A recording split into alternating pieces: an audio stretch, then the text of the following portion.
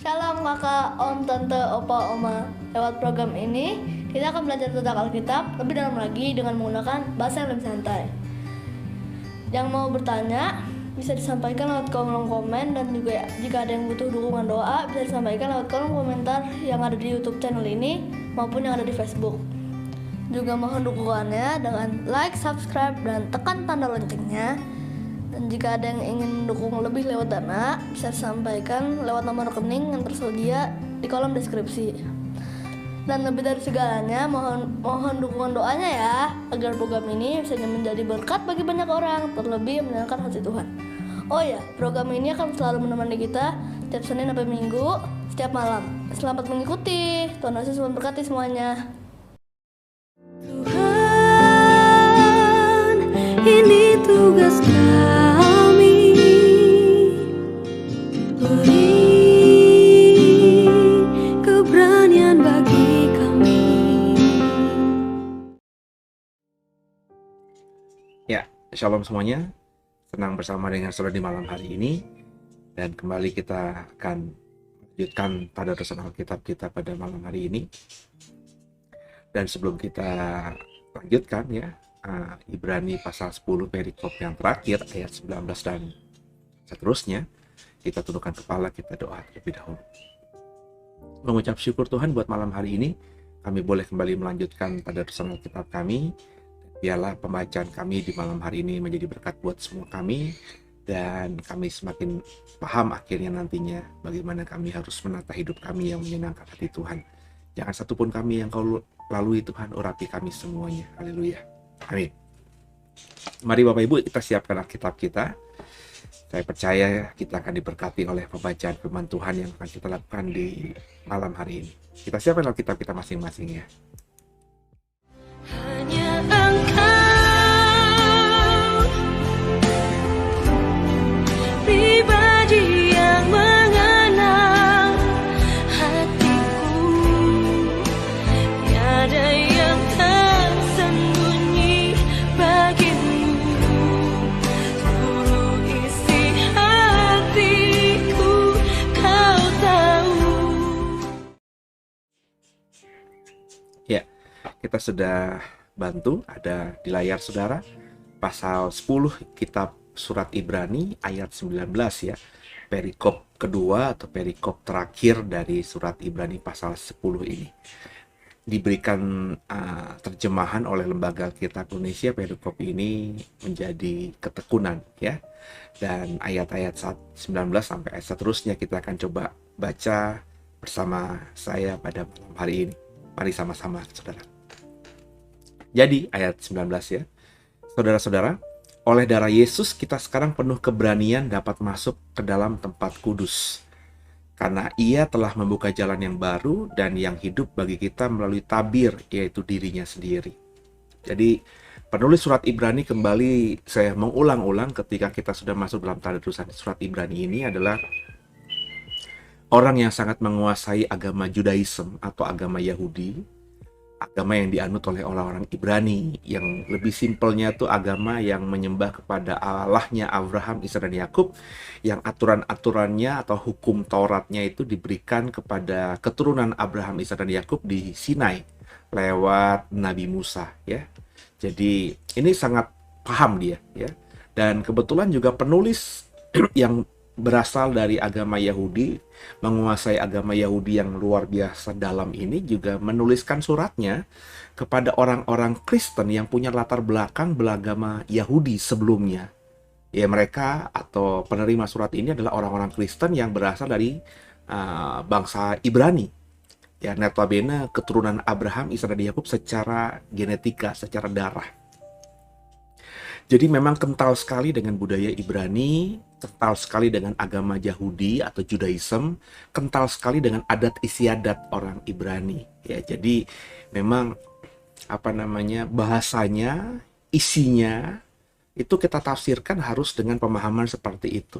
Ya, jadi makanya kemarin di malam sebelumnya di ayat-ayat di atas ayat 19 ini dikatakan hukum Taurat sudah usang gitu ya, sudah dihapuskan ya. Itu ya karena memang penerima suratnya itu ya surat orang-orang Ibrani, supaya orang Ibrani itu benar-benar ketika sudah menjadi Kristen tuh firm banget bahwa mereka tuh harus hidup dalam hukum apa gitu ya. Apakah masih terikat, apakah masih gandolin, apakah masih dinaungi oleh hukum Taurat, atau mereka benar-benar ya hidup dalam hukum yang baru, hukumnya Kristus atau hukum kasih karunia itu ya. Makanya bahasanya tuh hukum Taurat dihapuskan ya. Ya, kalau kita tidak punya pemahaman begitu, akhirnya ya kita berkata bahwa ya sudahlah ya. Kalau dihapuskan ngapain kita baca? Sehingga banyak akhirnya hamba-hamba Tuhan, banyak akhirnya umat Tuhan yang dalam membaca Alkitab tuh tidak membaca perjanjian lama. Kebetulan saja dalam tadarusan ini saya memang mengajak kita untuk membaca perjanjian baru dulu ya. Tapi tidak menjadikan kita tidak nanti tadarusan kitab-kitab perjanjian lama. Ada waktunya nanti kita akan ngebahas dulu Saudara, ngebahas juga kitab-kitab perjanjian lama. Bahkan kalau Saudara ngikutin program di The Warriors Digital Ministry channel YouTube ini, ya di hari Minggu pagi setiap jam 9.15 kita ada program namanya Bible Talk atau Sunday Bible Talk ya, The Warriors Sunday Bible Talk. Itu kita sengaja men-settingnya itu kita sama kayak tadarusan, cuman di dalam program itu namanya Bible Talk ya. Saya ditemani dengan beberapa teman di The Way yang aktivis gitu ya, untuk belajar, untuk ngebaca, untuk sharing soal kitab Kejadian. Jadi meskipun itu nanti kan kita tadarusan juga ya kita Kejadian, tapi kan mungkin masih lama, mungkin masih ya mungkin setengah tahun lagi kali ya. Kalau ini kita setengah perjanjian baru saja sudah melewati hampir 7-8 bulan ya, mungkin setengah tahun sampai setahun lagi kita baru ngomongin perjanjian lama ya, jadi masih cukup panjang. Jadi sambil mengisi kekosongan itu ya kita ngobrol-ngobrol santai dulu ya di dalam Bible Talk itu. Jadi saudara bisa mengikuti juga. Jadi saya sebagai hamba Tuhan selalu kalau bikin khotbah, selalu kalau ngajar, selalu kalau ya bikin hal-hal untuk memberkati jemaat, entah jemaat The Way atau siapapun yang mau dengar saya, ya saya berkata bahwa perjanjian lama itu harus harus dipahami oleh kita yang bukan orang Ibrani, karena kita kan nggak mendalami atau nggak menghidupi sebelumnya perjanjian lama. Jadi supaya kita bisa memahami dan menghargai secara khusus perjanjian baru, ya harus membaca dan memahami perjanjian lama. Sedangkan kalau orang Ibrani itu kan orang yang memang sudah darah dagingnya perjanjian lama, Tauratnya sudah katam gitu ya. Mereka sudah benar-benar tahu lah perjanjian lama. Jadi ketika mereka bertobat menjadi seorang Kristen, pengikut Kristus ya, uh, rasul-rasul dalam hal ini penulis surat Ibrani yang sedang kita bahas itu menekankan bahwa ya sudah mulai sekarang kau sudah tahu perjanjian lama itu, Taurat itu, sekarang ini ya itu sudah tidak berlaku lagi, yang ada perjanjian baru ya. Dengan perjanjian baru mereka akhirnya bisa memahami kenapa Yesus melakukan ini, kenapa rasul-rasul mengajarkan ini, kenapa harus begini-begini, karena mereka memang sudah punya pemahaman tentang perjanjian lama. Sehingga mereka juga diminta untuk udah sekarang perjanjian lama jangan diperhatikan lagi ya. Sebab kamu sudah tahu dan pernah hidup nenek moyangmu dengan itu, sekarang kita dengan perjanjian yang baru.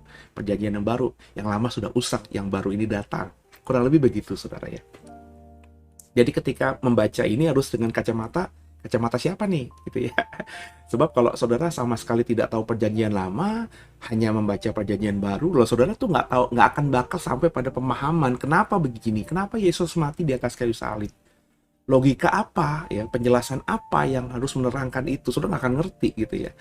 Karena Yesus lakukan itu karena memang dia konteks awalnya itu kan memberikan keselamatan kepada umatnya. Umatnya itu apa ya, bangsa Israel sebagai umat pilihan Allah, dan mereka tuh sudah tahu tentang korban darah dan lain sebagainya.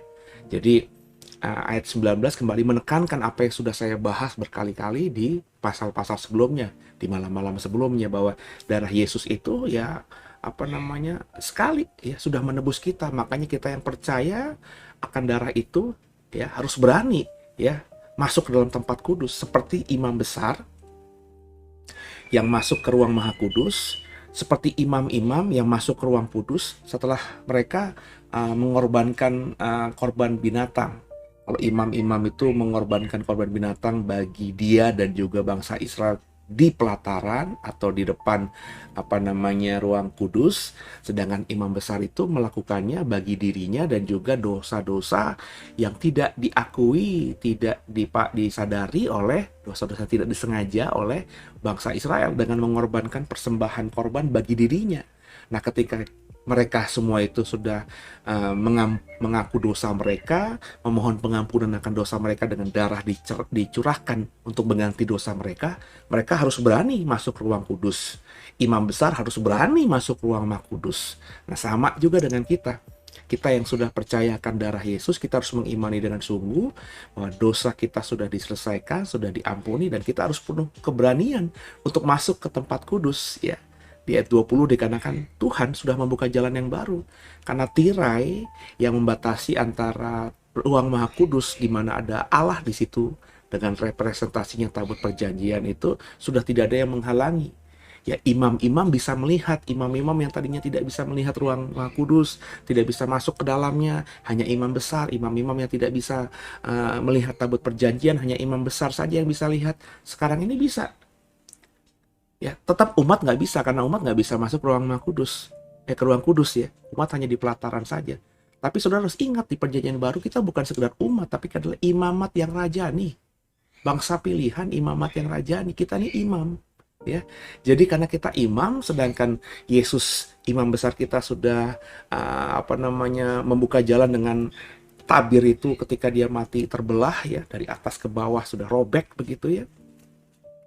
Maka kita imam yang ada di ruang kudus ini ya bisa masuk, bisa melihat apa?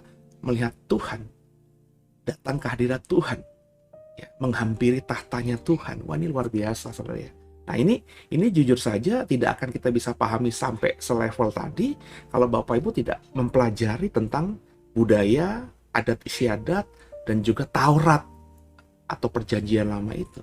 Ya, karena memang nggak bisa ya. Bapak Ibu tuh bukan orang Israel atau umat pilihan Allah yang ada di pelataran semata. Bapak Ibu tuh imam, levelnya sudah imam karena Alkitab yang mengatakan demikian. Ya, kamu adalah imamat yang rajani. Ya, sebagai imam kalau kita lihat konteks perjanjian lama ya bisa masuk ke ruang kudus, tapi nggak bisa menghampiri ruang maha kudus atau masuk ke dalam ruang maha kudus karena ada tirai pembatas. Hanya imam besar saja. Imam besarnya mereka setahun sekali masuk. Ya. Ya mungkin dengan kesombongan dan lain sebagainya, saya nggak tahu ya. Tapi karena hanya imam besar saja, mungkin perasaan sebagai imam besar tuh ya dia agak bangga. Sedangkan imam-imam lainnya tuh nggak bisa masuk ke ruang Maha Kudus, hanya dia setahun sekali saja. Tapi imam besar kita, Yesus Kristus, bukan cuma masuk dan membanggakan dirinya itu bisa bertatap muka dengan Tuhan. Bukan saja dia berkata, aku tuh punya tempat duduk di sebelah kanan Bapa. Enggak, dia robek itu tirai pemisah itu, sehingga kita imam-imamnya, sehingga kita anak-anaknya, sehingga kita umat pilihannya itu sama seperti dia, bisa masuk dan menghampiri tahta Allah. Maka masuklah dengan keberanian selama saudara menghargai sungguh korban darah Yesus itu, kan begitu ya. Luar biasa ya saudara ya. Ayat 21. Dan kita mempunyai seorang yang imam besar sebagai kepala rumah Allah. Karena itu marilah kita menghadap Allah dengan hati yang tulus ikhlas, keyakinan iman yang teguh, oleh karena hati kita telah dibersihkan dari hati nurani yang jahat dan tubuh kita telah dibasuh dengan air yang murni. Jadi menghadap Tuhan, menghadap ruang Maha Kudus tadi, menghadap Allah Elohim Adonai, itu dengan hati yang tulus. Ya, hati yang telah dibersihkan dari hati nurani yang jahat, dan dari tubuh kita telah dibasuh dengan air yang murni. Itu makanya ada simbol-simbol itu kan ya, tempat pembasuhan ya, kayak orang Muslim itu kalau mau ibadah harus cuci muka, ambil air wudhu dan lain sebagainya. Itu simbolik ya. Di kemah suci juga demikian ya, ada simbol-simbol, ada aturan-aturan Taurat yang harus seperti itu, dengan representasi harus bersih ya, hati nurani bersih, pikiran juga bersih, datang dengan tulus dan ikhlas ya, dengan keyakinan iman yang teguh bahwa kita semuanya sudah diampuni dosanya karena darah sudah kita korbankan ya. Dan ini yang tata cara seperti itu tidak perlu lagi kita lakukan. Kenapa? Sudah Yesus kerjakan. Tapi prinsip dasarnya bahwa kita itu harus punya hati yang tulus ikhlas ketika mendatangi Tuhan, ketika menghampiri tata Tuhan, itu harus terus ikhlas, gak punya kepentingan apapun ya, benar-benar ingin menghadap Tuhan lah, ingin menyembah Tuhan, ingin memuji Tuhan. Kemudian juga punya keyakinan yang teguh. Kita datang tuh bukan dengan ingin bertanya yang macam-macam, tapi sudah punya pemahaman yang teguh. Nah, pemahaman yang teguh tuh harus kita miliki dulu. Dengan cara apa ya? Program-program seperti ini, kegiatan membaca Alkitab, sharing firman Tuhan, ya, diskusi komunitas sel, ibadah rumah tangga, ya, yang dua arah, yaitu Bapak Ibu harus temui di komunitasmu, ya, supaya kita punya pemahaman yang iman yang teguh, ya. Sambil kita terus, ya, karena itu kita lakukan, hati kita tuh pasti akan dibersihkan, ya, dari hal-hal yang jahat itu. Yang kita masuki itu sesuatu yang baik untuk tubuh kita, firman Tuhan, bukan hal-hal yang jahat.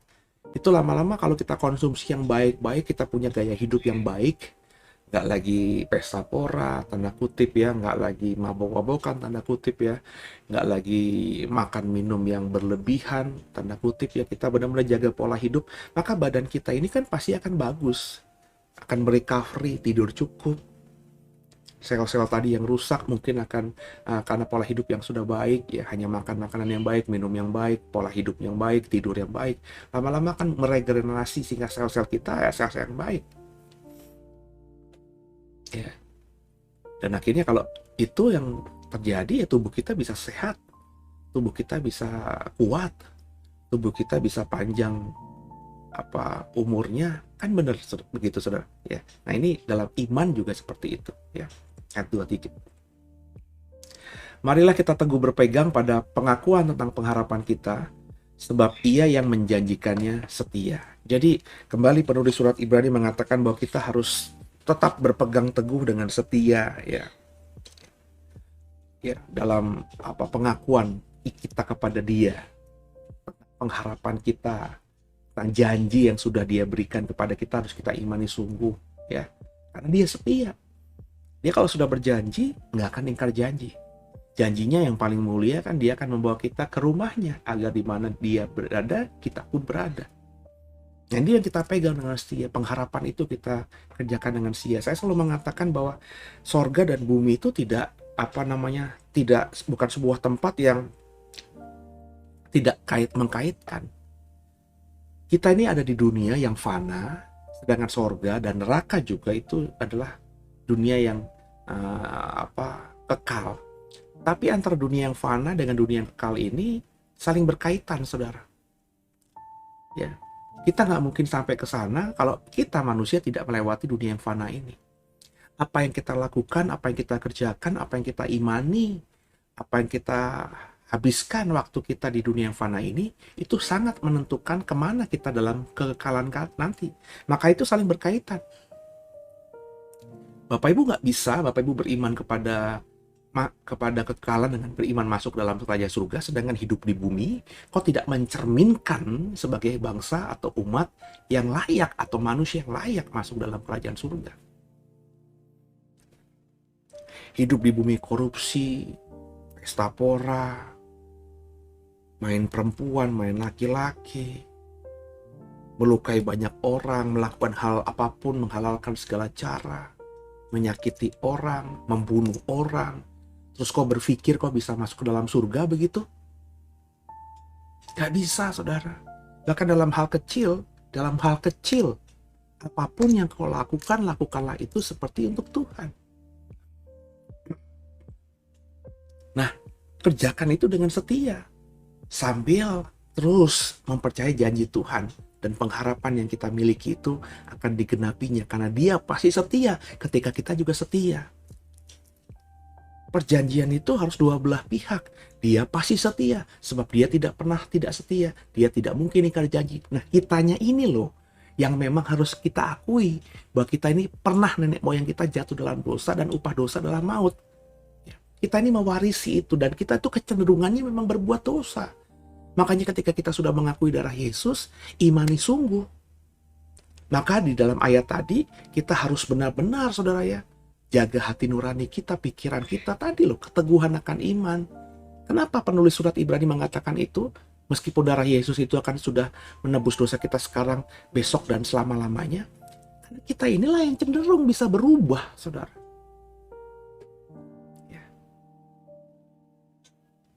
Nah, ini bagian kita, bukan bagian Tuhan.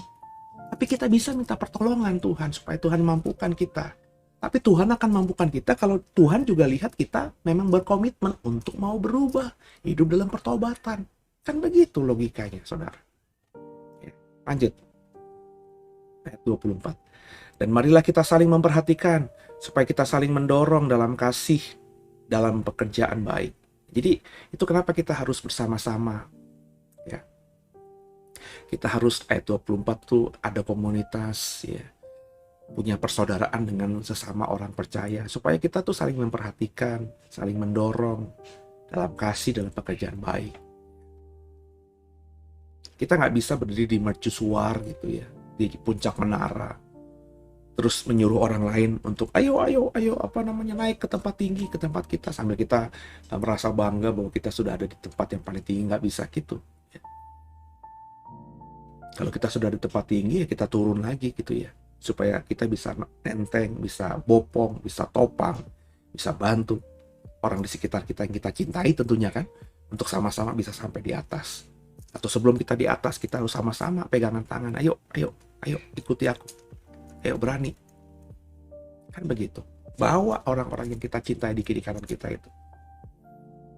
Supaya mereka mengerti apa yang kita imani, supaya mereka mengerti apa goal kita, supaya mereka mengerti apa visi kita, supaya mereka mengerti apa yang kita mau bagikan kepada mereka ketika kita sudah sampai di sana nanti. Harus menguatkan, ya, harus mendorong dalam kasih dan dalam perbuatan baik itu. Ayat 25. Janganlah kita menjauhkan diri dari pertemuan-pertemuan ibadah kita, seperti dibiasakan oleh beberapa orang. Tapi marilah kita saling menasihati dan semakin giat melakukannya menjelang hari Tuhan yang mendekat. Jadi jangan jauhi pertemuan-pertemuan ibadah itu.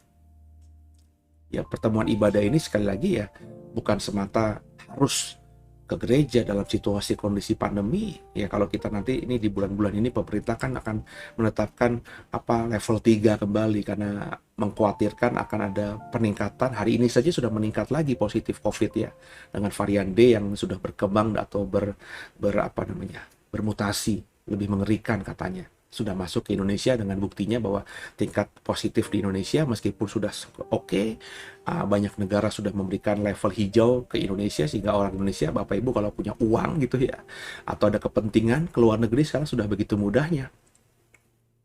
Tapi ya tadi ya, ada varian-varian tadi yang memang sekarang ini lebih bisa berkembang, bermutasi lebih cepat. Dan di Indonesia ini harus diakui masih banyak rakyat yang belum mendapatkan vaksin. Dan sudah ada juga banyak orang yang sudah divaksin 1 dan 2 tapi sudah melewati masa efektifnya yang 6 bulan itu. Makanya kita harus di booster ulang. Ya, kita sedang menunggu pemerintah nih.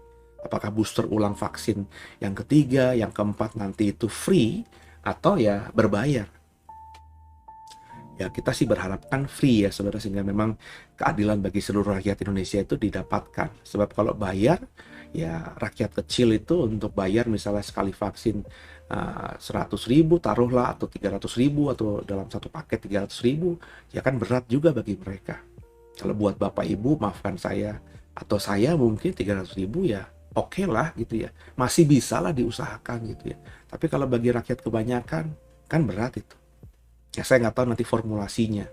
Apakah nanti ada subsidi bagi rakyat yang miskin, ya, atau yang masih susah, dan bagi Bapak Ibu dan saya yang masuk golongan menengah, ya mampu, ya mungkin berbayar, atau ada subsidi potongan bagi orang yang kaya raya, ya itu bisa memilih vaksin apa saja dengan berbayar. Ya mungkin nanti bisa diatur lah ya, pemerintah pasti bijaksana nanti mengatur hal itu. Jadi kan kita memang dalam situasi dunia yang seperti ini. Jadi karena masalah ini ya akhirnya kita tetap memilih ya. Bapak Ibu memilih. Saya sebagai gembala sudah bilang sama jemaat, ayo kalau yang di Serpong sekitarnya mau ke ibadah ke gereja ya. Tapi syaratnya sudah divaksin dan lain sebagainya gitu ya. Untuk apa datang ibadah di gereja. Nah, gimana gitu ya. Bapak Ibu ya. Kalau Bapak Ibu menyambut ya silakan ke gereja, tapi kalau masih memilih untuk ibadah di rumah ya silakan juga. Itu hak-hak saudara kok. Ya. Gimana saya bisa memaksa gitu? Sebab dalam pemahaman iman sekarang saya, konteks pertemuan ibadah itu ya bisa lewat datang ke gereja atau lewat online. Ya, yang penting ada pertemuan, ada persekutuan. Ya, ada diskusi, ada ngobrol-ngobrol, ada tektoknya, ada fellowshipnya. Ya. Nah, itu makanya harus diciptakan. Bapak Ibu harus menciptakan sendiri. Tapi jangan lewati itu. Nggak bisa kita hidup sendiri. Omong kosong. Bapak Ibu punya iman bertumbuh nih ya. Iman bertumbuh dengan sendiri gitu. Ya. Saya termasuk orang yang percaya bahwa orang kalau semedi, atau orang itu kalau mau bertapa, bermeditasi ke gunung, ke puncak tinggi, dengan berpuasa, berdoa, beribadah saja gitu ya, dia akan bisa mengalami Tuhan. Saya percaya itu. Ketika kita tinggalkan duniawi, askase ya, menyendiri, jadi pertapa, bermeditasi, beberapa hari doa puasa di puncak, itu bagus saja untuk membangun hubungan kita dengan Tuhan. Tapi bagi saya hubungan yang baik dengan Tuhan itu ya harus teruji dengan apa? Dengan dunia ini. Kecuali memang Bapak Ibu mau menjauhi dunia ini dengan tinggal selama-lamanya di sana, silahkan saja. Tapi bagi saya, kalau Bapak Ibu menjauhi dunia ini dengan tinggal di gunung, dengan tinggal di biara, mendedikasikan hidupmu hanya untuk Tuhan, kau mungkin secara pribadi bisa menyenangkan Tuhan. Tapi pertanyaan saya, apakah kau bisa mengemban amanat agung itu? Iya kan? Kan perintah terakhir Tuhan, pergi jadikanlah semua bangsa muridku. Maafkan saya ya, dalam kacamata ini ketika saya sudah sampai pemahaman ini, saya merasa orang-orang Kristen, saya dulu mungkin juga begitu, yang merasa yang penting gue aja deh. Gue mau bertapa, gue mau membiara, gue mau mengasingkan diri, gue mematikan daging, benar-benar hidup hanya mengandalkan Tuhan, berdoa saja, ya sudahlah, di gunung tinggalnya, jauhi dunia yang jahat ini. Itu saya nggak akan jadi pengemban amanat agung. Saya nggak akan jadi saksinya Tuhan. Sebab saya di sana mau ketemu sama siapa? Ya nggak sih? Jadi yang bagus bagi saya, silahkan kalau kau membangun keintiman dengan Tuhan, bertapa silahkan, tapi kembali lagi ke dunia ini, ya. Untuk apa? Untuk jadi berkat. Caranya gimana? Ya tadi ya, jangan menjauhkan dari pertemuan-pertemuan ibadah. Nah, orang Kristen yang begini inilah yang akan menjadi berkat bagi banyak orang. Satu sisi dia punya hubungan pribadi dengan Tuhan, sehingga dia punya kepekaan, bijaksana, penuh hikmat, nggak blunder, nggak salah dalam mengambil keputusan apapun dalam hidupnya. Dan kalaupun dia ngambil keputusan salah, dia cepat sadar, memahami bahwa dia salah, apa yang dilakukan itu salah, dia perbaiki, minta ampun sama Tuhan, sekaligus dia bersaksi atas kebodohan yang dia lakukan kepada orang lain, supaya orang lain tidak melakukan kebodohan yang sama. Dia bersaksi buat kebaikan Tuhan yang memelihara dia, sehingga orang lain yang putus asa juga punya pengharapan lagi, bahwa Tuhan yang mereka sembah juga pasti akan tolong dia. Kan begitu, saudara. Nah ini harus ya. Maka saya mengundang Bapak Ibu untuk aktif dalam pertemuan ibadah. Ya, untuk aktif di komsel, untuk aktif di persekutuan doamu ya. Kalau masih ibadahnya online, ya aktif dalam Zoom, pertemuan-pertemuan yang diberikan oleh gereja, aktif ikut ya. Harus seperti itu, saudara ya. Kemudian ayat yang ke-26. Sebab jika kita sengaja berbuat dosa, sesudah memperoleh pengetahuan tentang kebenaran, maka tidak ada lagi korban yang menghapus dosa itu. Kalau sudah sengaja berbuat dosa, ya, padahal sudah memperoleh kebenaran, pengetahuan tentang kebenaran, nggak ada lagi korban untuk menghapus dosa itu. Ini yang saya khotbahkan minggu lalu. Nggak ada lagi korban penghapus salah, saudara. Yesus nggak mungkin mati 2 kali untuk mengorbankan darahnya lagi. Jadi kalau kau nggak percaya sama darah Yesus, hari ini kau sudah percaya, tapi kau tidak menghargai darah Yesus dengan tadi tidak jaga hati nuranimu, pikiranmu, tidak benar-benar mau konsisten ya, memegang teguh imanmu, kau hidup asal-asalan semaumu sendiri, nggak peduli pada hukumnya Kristus, bahwa harus mengasihi orang lain, harus mengasihi diri sendiri, harus mengasihi Tuhanmu dengan sungguh. Kau sengaja lagi berbuat salah, nggak akan ada lagi penghapus dosa, saudara. Orang kalau sudah salah, ya, dia sudah tahu misalnya dia salah, terus dia sengaja berbuat salah, dia akan seperti terhisap. Saya sudah bilang dalam khotbah minggu lalu itu, saudara akan seperti orang yang terhisap dalam lumpur hidup, tinggal tunggu aja mati. Kenapa? Karena kalau kau bergerak, kau semakin terhisap, semakin cepat tenggelam dalam lumpur hidup yang notabene kau cepat mati. Tapi kalau kau diam saja, ya kau tidak akan bisa keluar juga. Ya tetap pelan-pelan sampai seberapa lama sih kita diam? Kecuali ada intervensi luar. Intervensi luar itu apa? Orang lain mungkin, temanmu mungkin, yang mencari saudara kemana, melihat kau ada di lumpur hidup itu, diambil ranting pohon atau apapun itu, ya tali tambang, sehingga bisa kau gapai, dan pelan-pelan mereka tarik. Dan saya percaya narik nggak cukup 1 orang kalau sudah terhisap lumpur hidup itu, karena beratnya pasir yang menghisap saudara atau lumpur yang menghisap saudara, mungkin harus 2-3 orang yang menarik, ya, sehingga kau akhirnya bisa keluar. Itulah gunanya apa? Gunanya persekutuan, pertemuan-pertemuan ibadah, punya teman-teman yang mendukung iman saudara. Ya. Jadi nggak ada Superman itu, saudara. Di dalam kekristenan nggak ada Superman. Yang ada super team. Maka masuklah dalam tim yang baik. Itu pilihan saudara. Ada banyak tim, A, B, C, D, E. Ada banyak gereja, A, B, C, D, E. Ada banyak persekutuan doa, A, B, C, D. Ada banyak sinode, A, B, C, D. Memang tidak ada yang ideal. Maksud saya nggak ada yang paling sempurna. Karena semuanya masih organisasi, persekutuan yang ada di bumi. Yang masih berinteraksi dengan bumi. Pasti ada kekurangannya. Tapi paling tidak saudara-saudara pilih salah satu itu. Dan mulailah hidup di sana. Bersama-sama di sana. Gitu saudara. Ayat yang berikutnya. Tapi yang ada ialah kematian yang mengerikan kalau kita sudah tahu dosa, ya, tahu kebenaran, terus sengaja berbuat dosa lagi. Yang adanya kematian yang mengerikan, yang akan penghakiman dan api yang dahsyat yang akan menghanguskan semua orang durhaka. Ini sudah saya khotbahkan panjang lebar di pertemuan ibadah minggu yang lalu, ya, di ibadah minggu raya. Bisa dilihat, ada pertinggalnya di channel YouTube ini.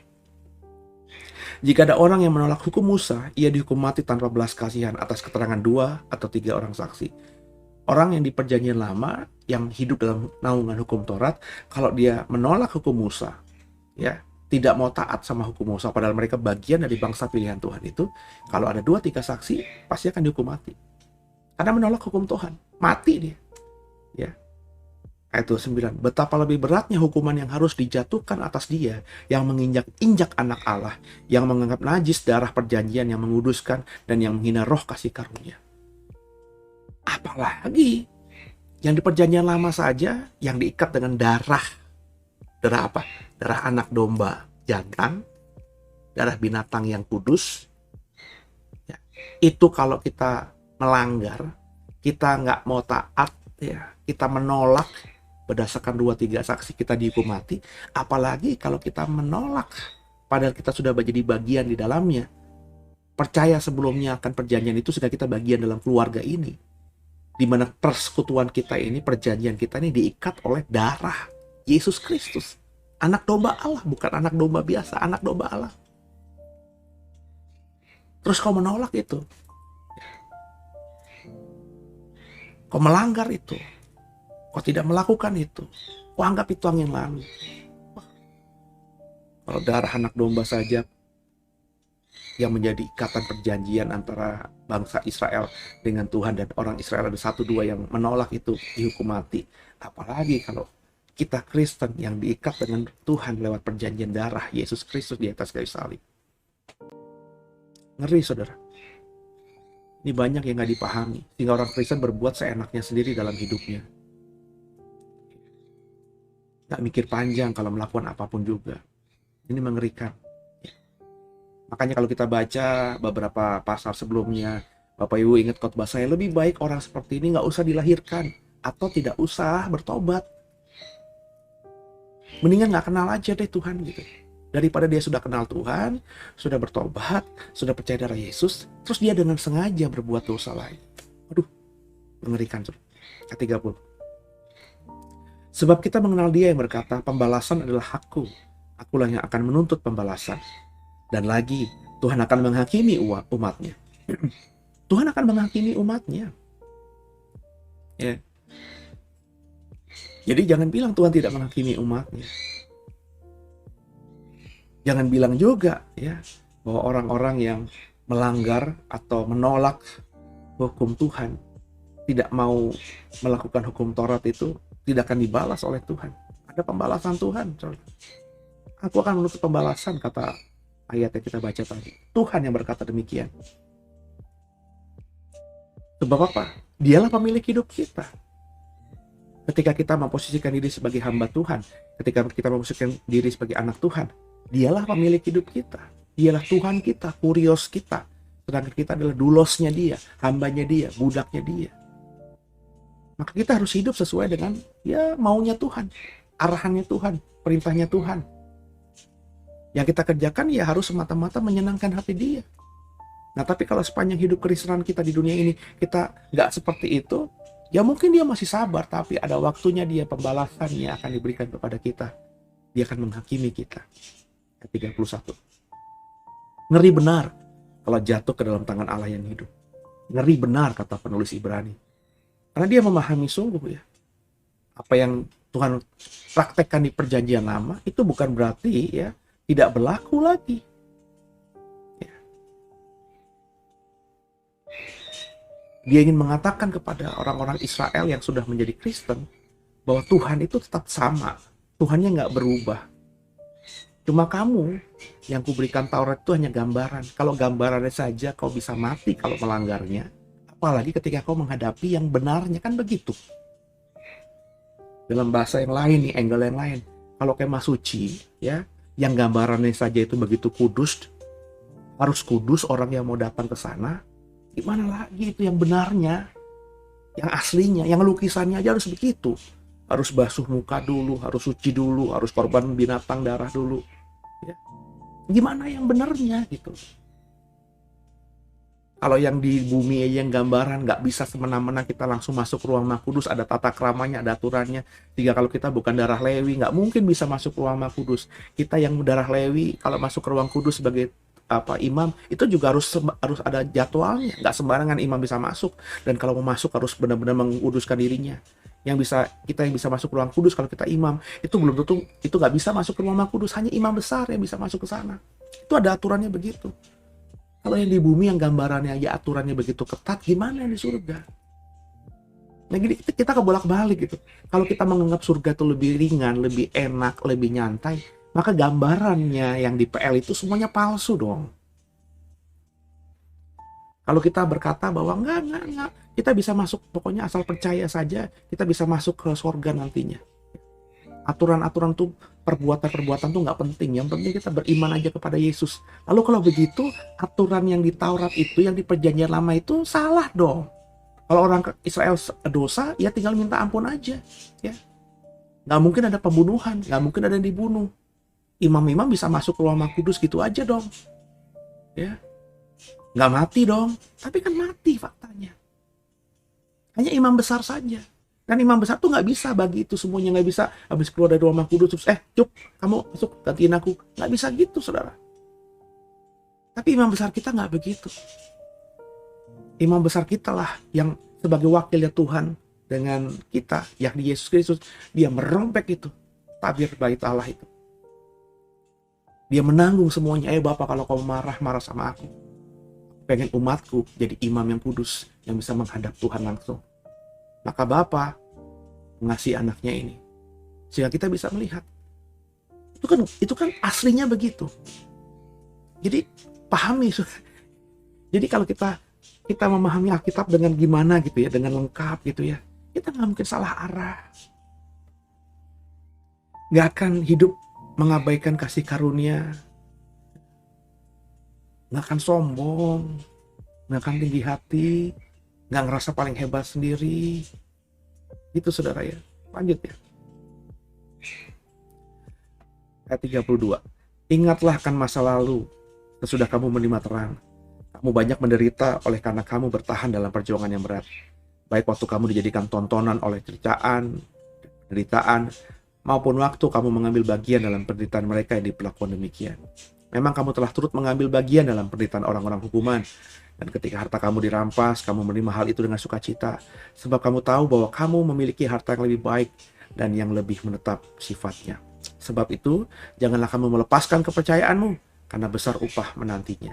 Jadi, penulis surat Ibrani itu ingin mengingatkan lagi orang-orang Ibrani yang menjadi Kristen ini. Karena waktu kamu menjadi Kristen, kamu ditolak sama banyak orang. Sama keluargamu, mengalami aniaya, mengalami penderitaan, diusir. Karena kau diusir, maka harta benda di rumahmu tuh diambil oleh mereka. Kau diperlakukan semena-mena, dizolimi, dilanggar hak asasi manusiamu. Kamu sudah melewati itu dan kamu santai saja. Kamu terima saja, ya.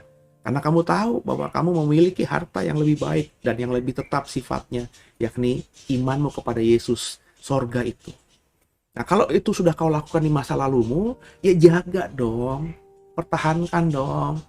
Sekarang kau sudah ada dalam komunitas Kristen, kau mulai lagi bisa hidup, bisa berbisnis, bisa berusaha, bisa memulai yang baru. Kalau yang kemarin yang kau dapatkan dari dunia saja diambil paksa oleh orang-orang lain karena imanmu, kau bisa terima. Nah, sekarang kita sudah menata hidup kita. Di kiri kanan kita nggak ada musuh lagi. Di kiri kanan kita banyak orang-orang yang seiman dengan kita. Ya, hidup yang baik dijaga dong. Kalau kau ketika sendiri saja dulu, sebelum jadi Kristen, kau berkata nggak apa-apalah, mati demi Tuhan Yesus nggak apa-apa. Nah, sekarang itu kau sudah lewati fase itu. Tuhan pelihara engkau. Sehingga ketika diusir, dimaki-maki, mungkin dihajar, dipukul sama keluarga besar yang tidak bisa terima pertobatanmu, mencoreng muka mereka, katanya, mencoreng iman mereka. Apa kata dunia kalau ada keluarga besar kita, satu orang jadi Kristen? Mungkin itu yang mereka katakan. Tapi kau terima saja, dicaci maki, dicoret dari surat warisan keluarga. Oh, hidup akhirnya keluar rumah keluarga besar itu dengan ya baju ala kadarnya, compang-camping tanda kutip, gelandangan, tapi kok nggak apa-apalah Tuhan, mati pun bagimu oke. Tapi Tuhan pelihara engkau sehingga hari ini kau bisa menata hidup. Kau punya istri, punya suami, punya anak-anak, punya keluarga yang sekarang mengasihimu, yang mencintaimu. Bahkan sekarang ini karena kau sudah mulai mapan, sudah berhasil, keluargamu yang tadinya menganggap remehmu, mengusirmu itu melihat, loh, anak ini kok semakin diberkati ya. Anak ini bahkan sudah kita tolak tapi terus mengirimkan ya, setiap hari raya kita dia kirimkan berkat, dia titip salam, dia titip uang buat orang tuanya. Wah, ini kok malah kejahatan kita kepada dia kok dibalas dengan kebaikan. Mereka akhirnya bertobat. Kita dalam situasi akhirnya reuni, keluarga besar kita yang tadinya menolak kita, tidak percaya kepada Yesus, akhirnya sudah bertobat juga karena kesaksian hidup kita. Kita sudah bagus semuanya, sudah dipulihkan Tuhan luar biasa. Tapi masa kita nggak jaga iman kita kepada Tuhan? Spirit akhirnya, aku rela mati bagi Tuhan, udah nggak ada lagi. Itu yang sering saya sedihkan, saya lihat dalam fenomena orang Kristen. Rodanya berputar. Padahal mestinya dia harus naik terus. Nah, ini harus diperbaiki oleh semua kita. Bapak, Ibu, Saudara, saya. Ya. Jadi terus ya, kita harus tekun ya. Kita harus benar-benar pegang ayat 35. Sebab itu janganlah kamu melepaskan kepercayaanmu, karena besar upah yang menantinya.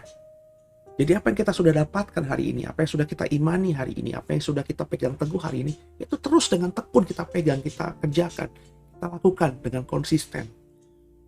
Sebab saudara, besar upah nanti yang menantimu.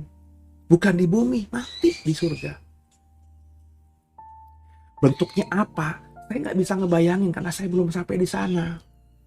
Alkitab juga tidak terlalu menjelaskan dengan detail apa yang kita bisa dapatkan di surga.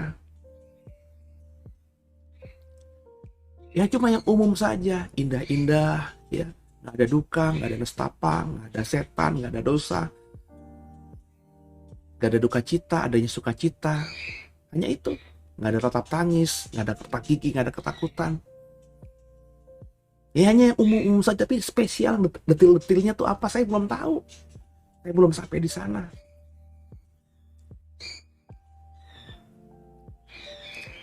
Ya. Kadang saya berpikir ya, itu mungkin yang menjadikan orang-orang yang beda iman dengan kita, itu rela jadi teroris, ngebunuh banyak orang. Karena mereka dicekoki pemahaman iman tuh bahwa di surga itu kalau laki-laki di bumi istrinya jelek, istrinya nggak bener, bau ya.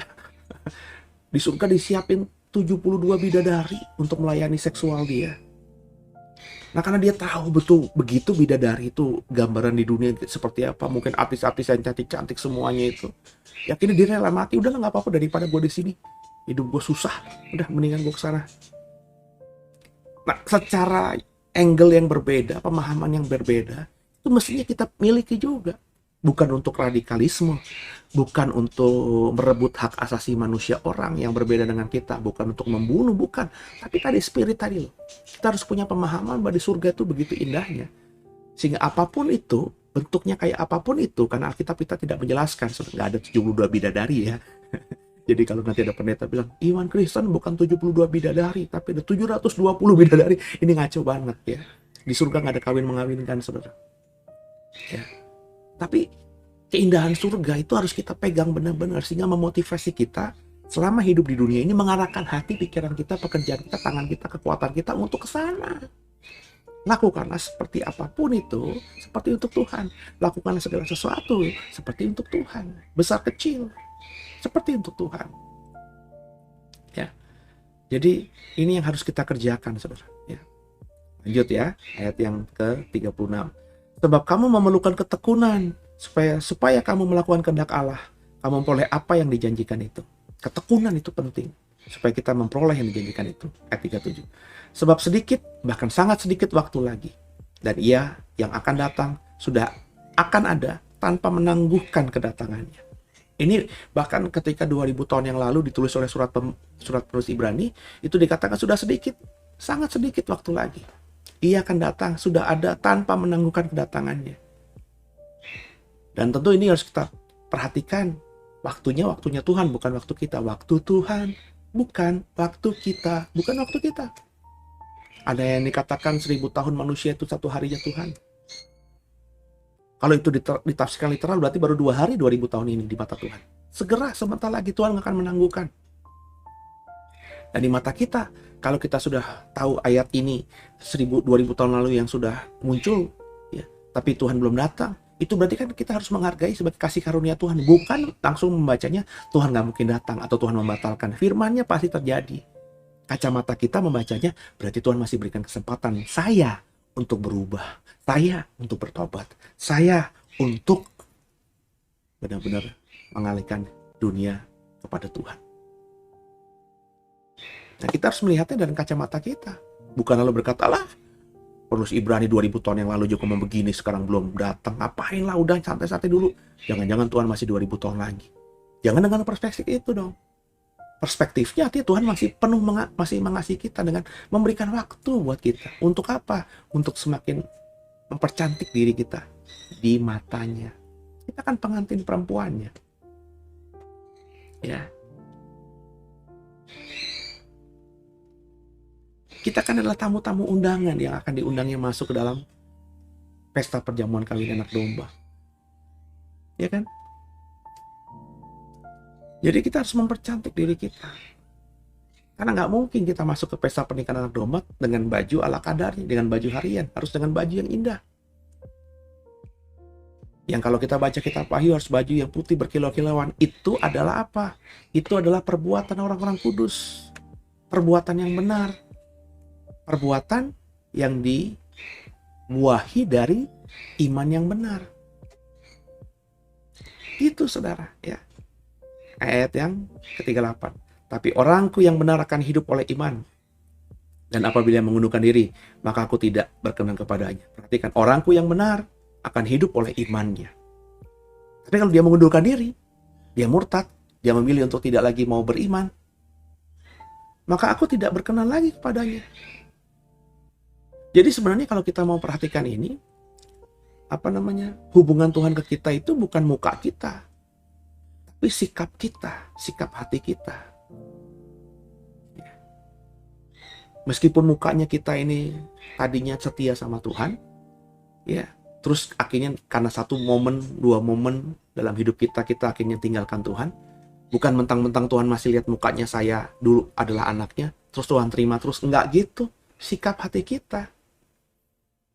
Jadi dulu sikap hati kita kepada Tuhan setia, ya Tuhan setia sama kita. Tapi ketika sikap hati kita berpaling kepada Tuhan, Tuhan gak setia sama kita. Aku gak berkenan kepadamu. Perhatikan deh, cerita soal anak bungsu yang minta hak warisnya. Terus dia bawa hartanya dia itu, padahal bapaknya tuh belum mati. Kurang ajar gak sih? Terus dia pergi keluar ke negeri yang jauh, dia pesta pora. Pertanyaan saya, ada cerita dalam kisah itu si bapak ini cari informasi, terus kirim utusannya, tolong kamu jaga dia jauh-jauh ya. Nanti kalau dia susah tolong bantu. Enggak, kalau si anak berpaling daripada didiamkan saja, udah itu pilihanmu. Aku nggak berkenan lagi kepadamu.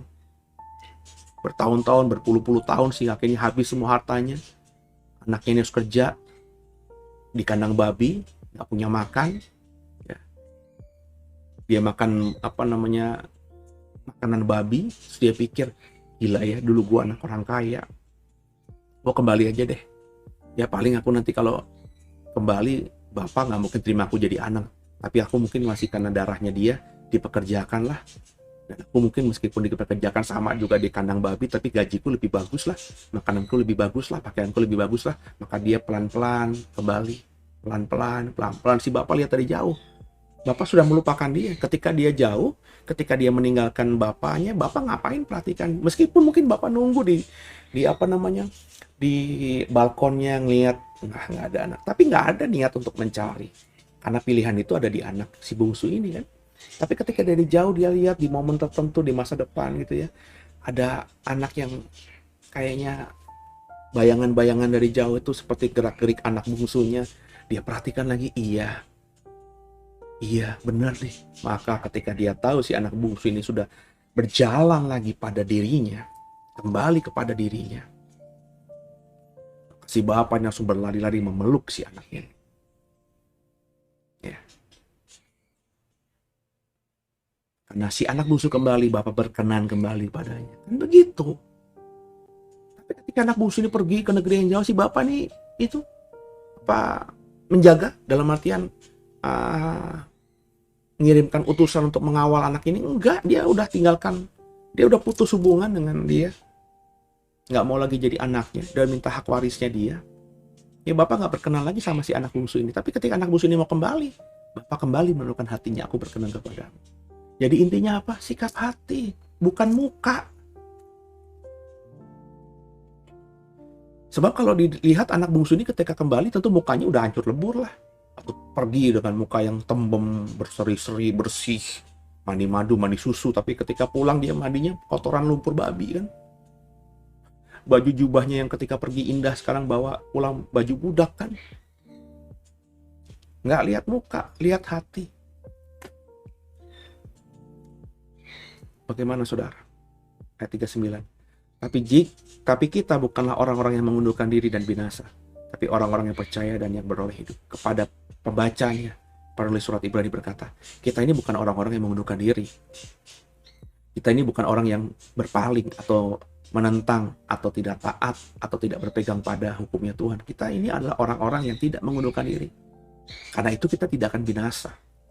Kita ini orang-orang yang percaya, yang beroleh hidup. Maka sekarang pertahankan imanmu yang seperti ini. Fokus sama kasih karunia.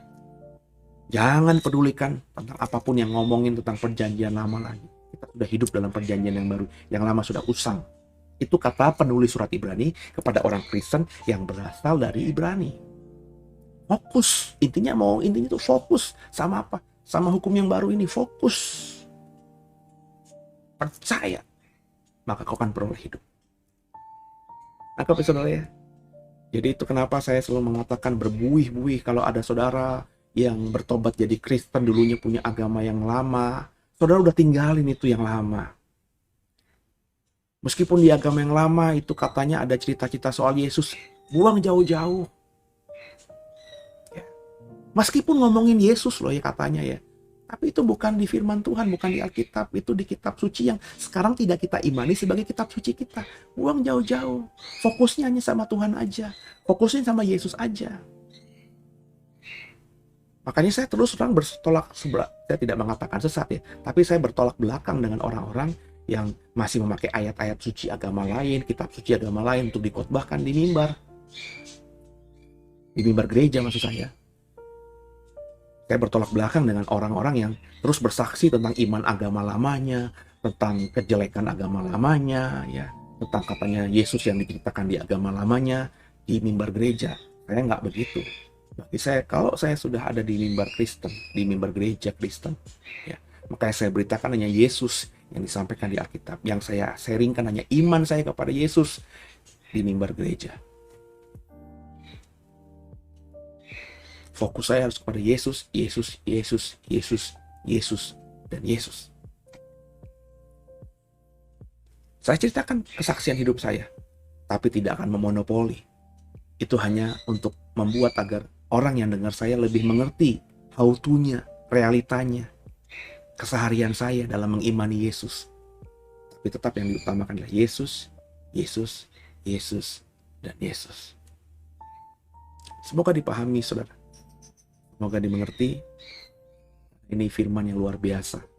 Ibrani 10 mengajar kita bagaimana kita seharusnya sebagai seorang Kristen beriman kepada Tuhan Yesus. Haleluya. Hanya Engkau,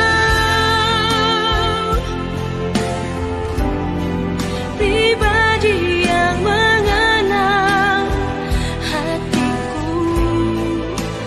Tiada yang tersembunyi bagimu.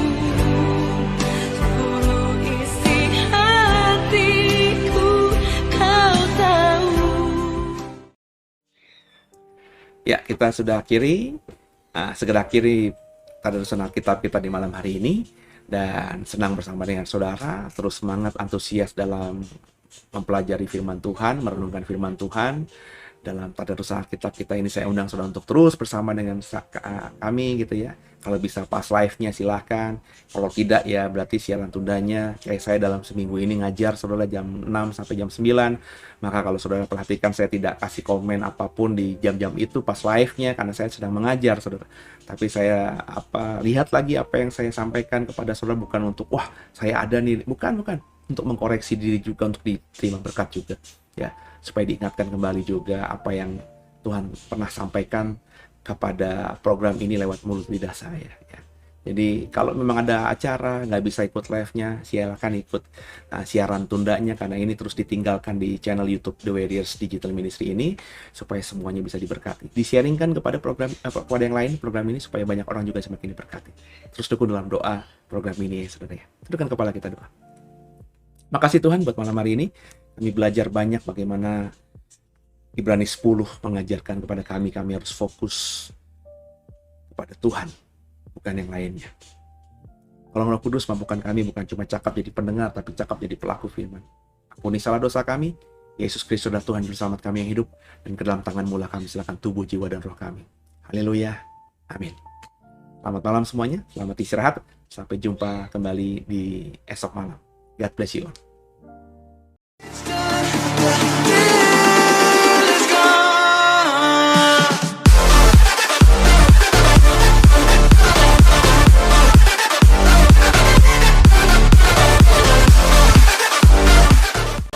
Bapak Ibu yang merasa diberkati dan ingin memberkati kami lebih lewat dana, dapat disalurkan melalui scan barcode berikut ini atau ditransfer melalui rekening yang ada di layar Bapak Ibu Saudara.